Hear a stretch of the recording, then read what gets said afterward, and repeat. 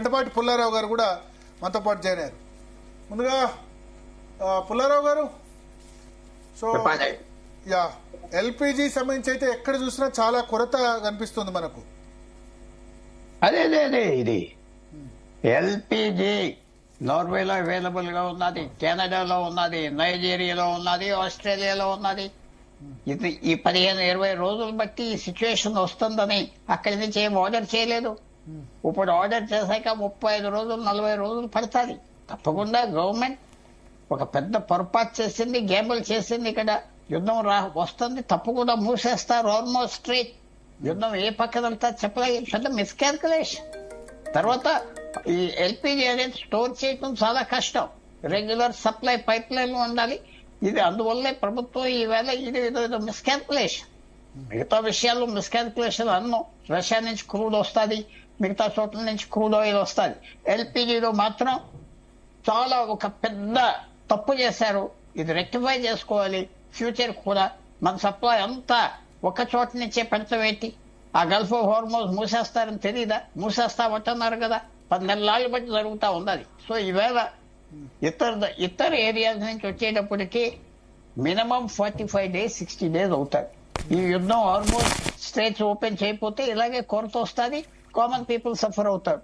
ఎవరైతే బయట తింటారో చీప్ ప్లేసెస్ లో, రోడ్ సైడ్ అక్కడ ఆల్రెడీ ఇప్పుడు ఇవాళ అన్ని క్లబ్స్ స్టేట్మెంట్ ఇచ్చాయి. ప్రెస్ క్లబ్ ఆఫ్ హైదరాబాద్ కూడా గెస్ట్ కలవలేదు, మెనూలో చాలా ఐటమ్ తీసాయి. ఎక్కడైతే గ్యాస్ కన్జంప్షన్ ఏదైతే ఎక్కువ తీసుకుంటాయో చాలా చోట్ల మెనూ కూడా రివైజ్ అయిపోతుంది. చాలా డేంజర్ సిచ్యువేషన్ లో మనం ఉన్నాం. తప్పకుండా గవర్నమెంట్ ఒక మిస్టేక్ చేసింది. స్ట్రాటజిక్ రిజర్వ్స్ ఏం లేవు, వంచలేవు. ఆల్టర్నేట్ సోర్సెస్ నుంచి అయినా తెచ్చుకోవాలి, తేలేదు. ఆఫ్ లోడింగ్ ఎక్కడ చేస్తారు? ఈస్ట్ కోస్ట్ లో చేస్తారా, వెస్ట్ కోస్ట్ లో చేస్తారా? ఏం ప్లాన్ చేయలేదు. తప్పకుండా ఈ ఫెయిలియర్ అనేది మాత్రం గవర్నమెంట్ ని ట్యాకిల్ చేయాలి.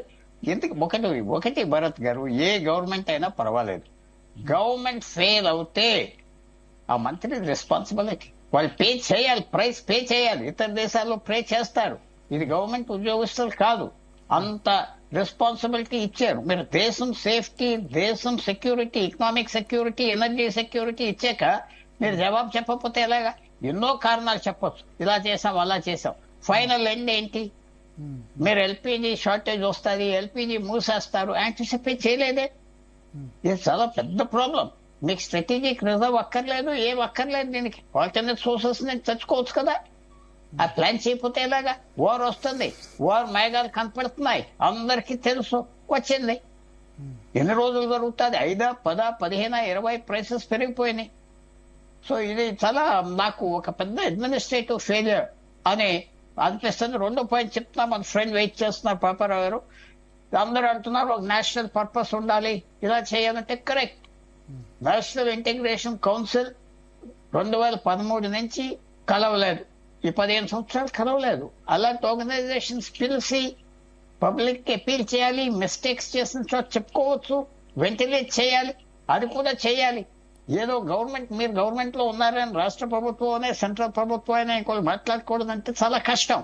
ఇది డెమోక్రసీ, నార్త్ కొరియా కాదు. సో ఇవన్నీ ఎప్పుడైతే ఫ్రీ ఫ్లో ఆఫ్ ఇన్ఫర్మేషన్ ఉంటుందో ఇలాంటి మిస్టేక్స్ చేయరు.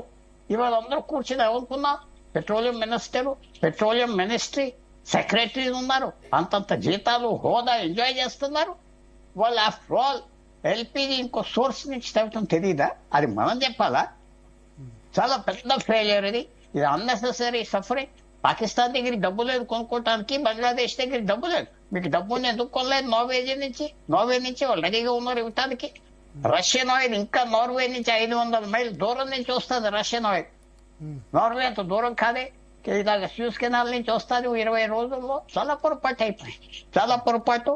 ఇది అందరూ మనం గమనించాలి. ఏంటంటే ఒక్కో మిస్టేక్ గవర్నమెంట్ చేసినప్పుడు, ఎన్నో మిస్టేక్స్ చేసినప్పుడు మనకు బయటికి రావు. ఇప్పుడు బయటకు వచ్చింది. ఏంటి రెక్టిఫికేషన్? వంకలు ఇస్తున్నారే, ఒప్పుకోవాలి, ఒప్పుకుని లెటర్స్ కరెక్ట్ అని చెప్పాలి. ఓకే, ఎస్ పాపారావు గారు, ఎట్లా ఈ క్రైసిస్ నుంచి బయటపడడం?